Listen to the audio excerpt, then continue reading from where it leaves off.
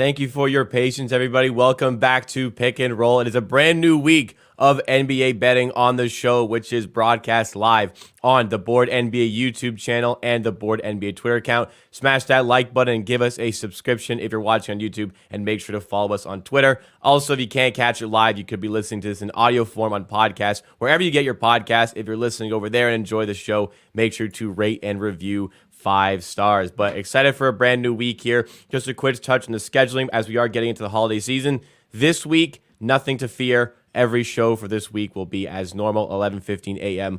all throughout the week on the weekdays. So let's get into the recap for the picks from Friday. It was a profitable week. Unfortunately, though, the Friday slate was not the kindest towards the betting. So we track everything on Betstamp. Head over to the Betstamp app, betstamp.app in your browser, or Betstamp app on the your App Store or Google Play.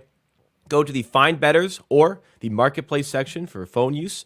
And up in the media picks, you'll see Pick and Roll. So on the season, 39-26 record, 39-26. So great record, 11.2% return on investment, which is also a very good number. But unfortunately, the two same game parlays from Friday just don't quite come off. We'll touch on them very quickly here. We're trying to keep a bit of a shorter show for today. Siakam does not quite hit his number. Kyrie Irving went way over his number on the Raptors and even killed them at the buzzer with a step back three. And we'll talk about the Raptors in just a second here. And also on the other side, tough scene as Nikola Jokic clears his line, but Anthony Davis, unfortunately, picked up. I think that was the game that he did pick up the injury and does not grab his points here. But Pips, overall thoughts on those Friday plays? What went wrong there on the both 1.5 unit plays?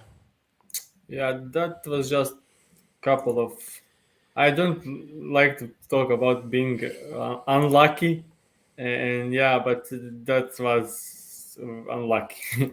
I mean, first off, on Siakam, the first 3 quarters, Fred VanVleet was going off, and they were feeding him. In the second quarter, the way what Barnes was doing, isolation scoring, I expected that to be Siakam, and they went to Barnes, and Barnes was killing them. So Siakam was like third scoring option, and they weren't going to him as much because the other two guys were going. And if you look at their current form, I didn't. That wasn't expected, but yeah. And the second one is Anthony Davis injury. Like, he scored 10 points in the first 8 minutes, and then had a knock on the foot, and he played the entire second quarter, and he was obviously limping. He couldn't run, and he stayed in the Yeah, really unfortunate for AD. Unfortunate for the Lakers. Looks like he's going to be out a while.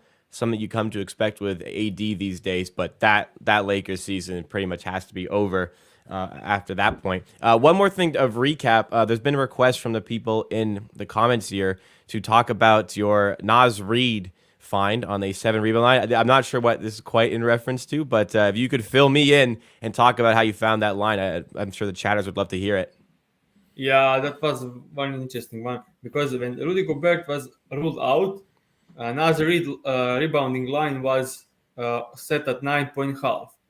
But the same game parlay part didn't adjust to Rudy Gobert being out, so they left him at 7 plus over 6.5 rebounds at plus 250. So I just combined that with Shea scoring 25 plus, which was like for sure, almost for certain. And we had like over 320 plus 320 on a bet that has like 80% of hit rate, in my opinion. So yeah, that was a great hit, and so many people got it. Like, man, it was crazy. Like, it's a celebration and stuff. Yeah, That's awesome. So reminder to everybody. Oh, sorry. Yeah, that's one thing you need to guys look for when unexpected player gets ruled out.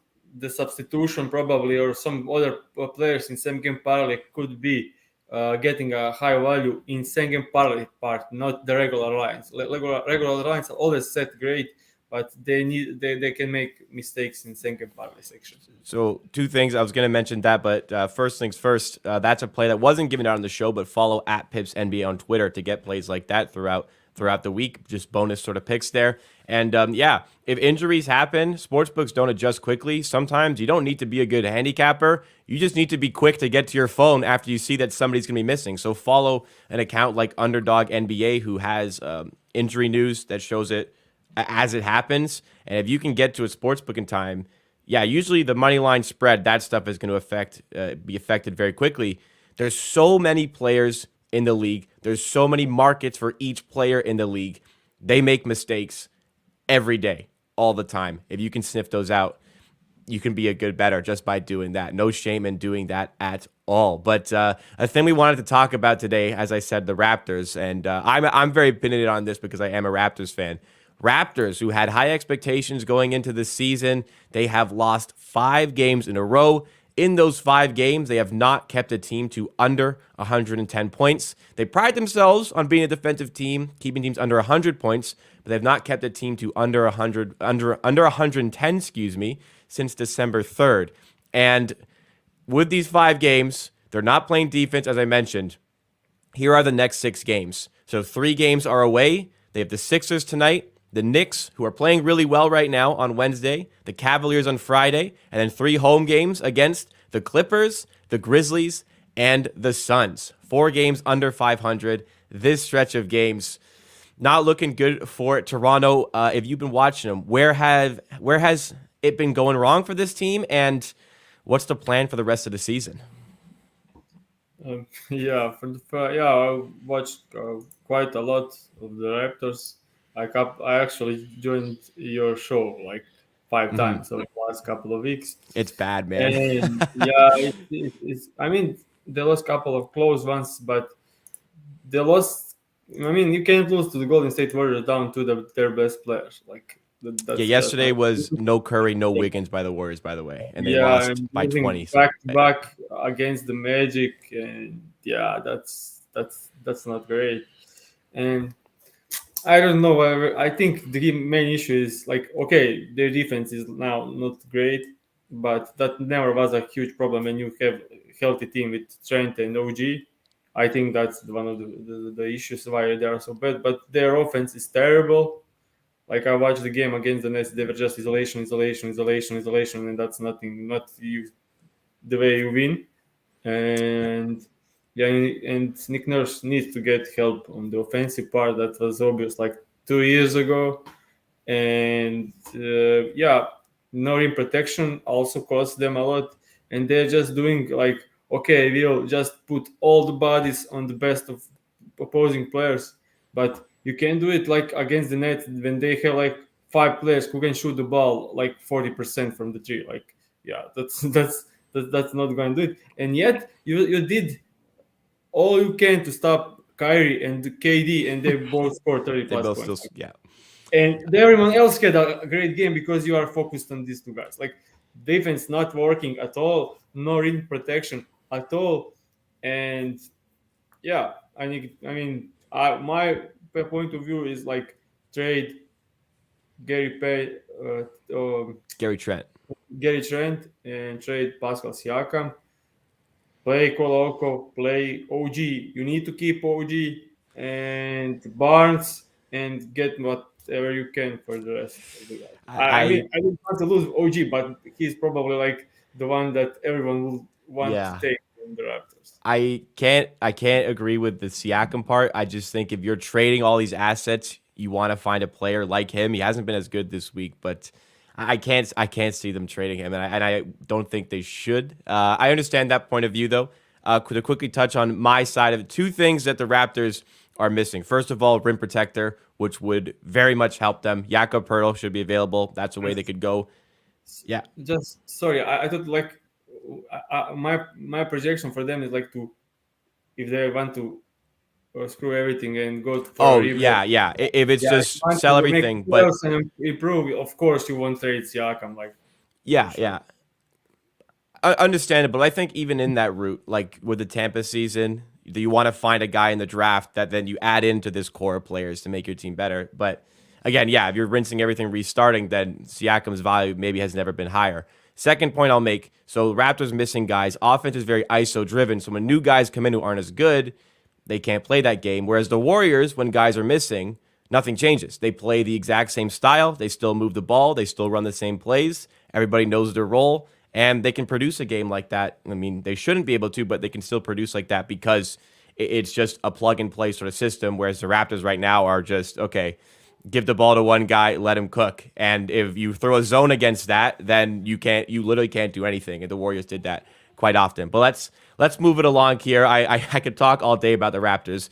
Just because it's on topic, I'll self plug here. I have a YouTube channel, Amateur Hour Sports. You search that up, you can see my Raptors content. I do live streams for every Raptors game, which is what Pips was referring to earlier. And it's been bad. The Raptors fan base is not having a good week. I'll say that. Put it very lightly over there. But let's move on now into our Thrive fantasy segment here. Want to touch on Thrive yet again to you guys because they have a great contest being offered up pretty much every single day in the NBA and any sport. Today's contest is the $20 NBA Monday with $2,500 in prizes available. When you sign up to Thrive Fantasy, it is a player prop tool for these sort of contests. So with a $20 entry fee, you can find a list of players over here. There's 20 players. They have a certain player prop assigned to them. You pick the over or the under. There's a certain fantasy value assigned to the over or under based on how likely it is to occur. You rack up the points with your 10 selections and hopefully put yourself on the leaderboard. First place today gets $750 again, just for that $20 entry fee. And right now, as you see on the bottom with code HAMMER, you can sign up with that code and get an instant 100% deposit match up to $250. As always, we've slided over to Pips to help us along with some of these selections. Any looks on the boards you want to touch on? Yeah, there are two. The first one is Paulo Banchero over 25.5 points and rebounds. Yeah, that's his spot, 20 points and 6 rebounds, like the most usual line for him. And against the Hawks, who are struggling on defense, I think that's great spot to take.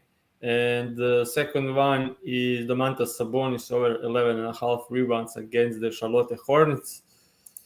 Yeah, Hornets are loving a ton of rebounds to opposing bigs, and yeah, I would just love this line for Sabonis, who is playing amazing over the last couple of games. I would say even weeks, like getting points, rebounds, and assists clear in like huge rate. So there's two great selections for you guys. All you need to do is make 8 more, rack up the points, get yourself on the leaderboard. A reminder again to sign up with code HAMMER for that instant and exclusive deposit match associated with the Pick and Roll show. With that, we're going to transition now into the official pick segment. There's 3 official picks on the slate, looking to get the week started off on the right foot here. And for the first game, we are going to a pretty intriguing matchup. I'd love to see how both these teams match up as the Bucks are taking on the Pelicans. CJ McCollum is back from injury. He's been back, and you are backing him on the points. Yeah, I mean, CJ McCollum, this line without, so CJ McCollum over 18.5 points, minus 120 on FanDuel. So this line for CJ without Ingram is just like absurd.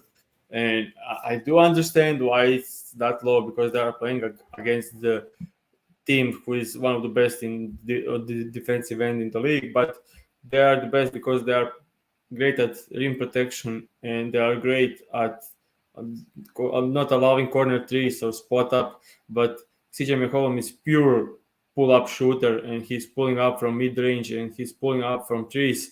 And that's the part of the game against the Bucks which is wide open for the entire game.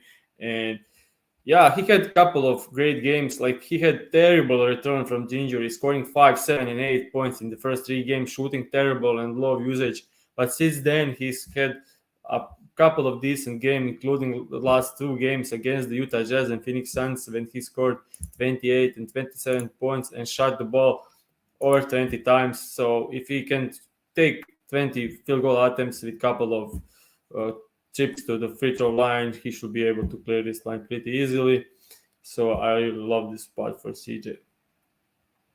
Sorry, it's really crazy what CJ McCollum, that trade to the Pelicans, has done for that franchise, going in the right direction, and we'll see what he can do tonight, but loving that spot on the over. Second pick on the board, Magic at the Hawks. I think you're wearing a Hawks jersey today, but your picks, not back in the Hawks, who have won, not back in the Hawks, as the Magic have won 6 games in a row because of these two guys. Here's your second play.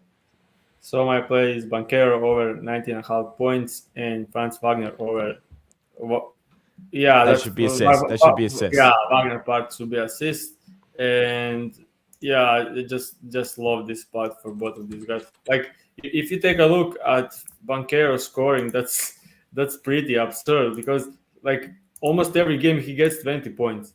Like that's absurd. Like over the last 10 games, he had 20 points, exactly 20 points in five, and he had over this 20 or more points in 9 out of the five. Like this guy is crazy consistent in scoring 20 or more points. And the interesting part, they played the Hawks 3 times this season, and Banquero had 20 points in all three, exactly 20 points. So we are taking Wow. this. Yeah.